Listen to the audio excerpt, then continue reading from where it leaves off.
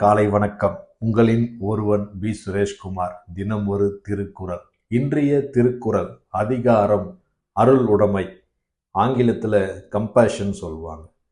குறள்: பொருள் அற்றார் போப்பர் மறுக்கால், அருளற்றார் அற்றார் மற்றாதல் அரிது. குறள் எண் 248. குறளின் விளக்கம்: பொருள் இல்லாதவர்கள் ஒரு காலத்தில் செல்வம் பெற்று சிறப்பாக வாழ்வார்கள். அருள் இல்லாதவர்கள் ஒரு காலத்திலும் சிறப்பாக வாழ முடியாது. அவர்கள் வாழ்க்கையில் பயனற்றவர்களாக இருப்பார்கள் என்கிறார் வள்ளுவர்.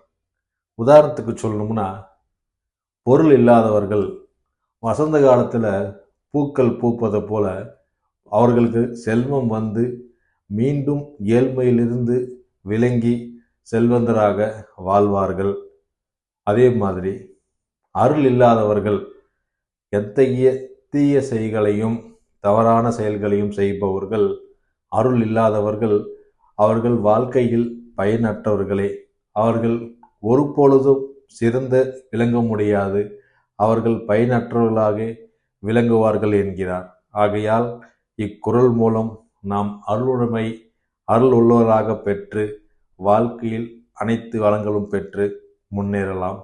இக்குறள் மூலம் மீண்டும் திருக்குறள்: பொருள் அற்றார் பூப்பர் மறுக்கால், அருளற்றார் அற்றார் மற்றாதல் அரிது. திருக்குறள் கற்போம், வாழ்வில் உயர்வோம். நன்றி.